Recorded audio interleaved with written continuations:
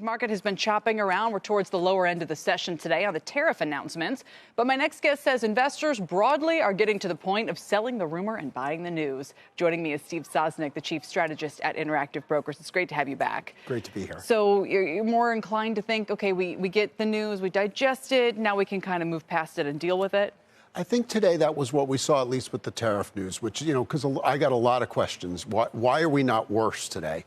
Well, to a certain extent, we were pretty bad yesterday when the news arose that the auto tariffs would come out, after the close. And when they did, obviously the market's not in love with it today, but the market's not selling off hard because, number one, a lot of it had gotten priced in. And number two, at some weird level, we've actually taken out a little bit of the uncertainty that's been driving this tariff, I totally agree with that. Here's my only problem is, what if it changes tomorrow, right? Or what if, okay, we've resolved this piece of uncertainty, but what if it's pharma's next or commodities? It feels like this sort of open-ended. It's not as if it's going to be April 2nd. That's the deadline. We're never going to hear about tariffs again. Which is why we're not rallying today on the news, which is why we're sort of meandering on the news. True. And I think that's really the crucial thing is, yes, we took off one little piece of uncertainty, whether you like it or not.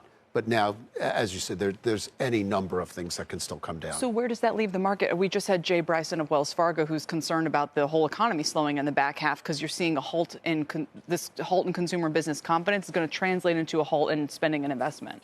I don't disagree with him on that one. I mean, if you break down just GDP, it's consumer plus investment plus government plus net exports.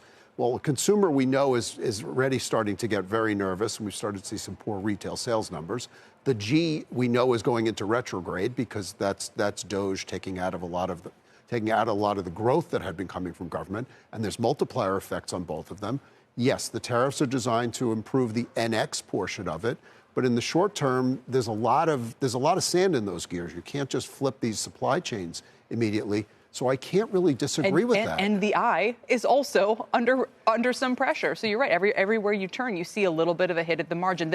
The bulls would say productivity and in a way kind of like moving government workers to the private sector, if that's what happens. Those are factors that could help kind of overcome that headwind. I don't know what you think, or just kind of deregulation broadly. Over the longer term, yes, that's all possible. Over the shorter term, though, and this is the problem. Markets are discounting the future, but when the future's so murky, you're sort of forced to rely on the present and the near future.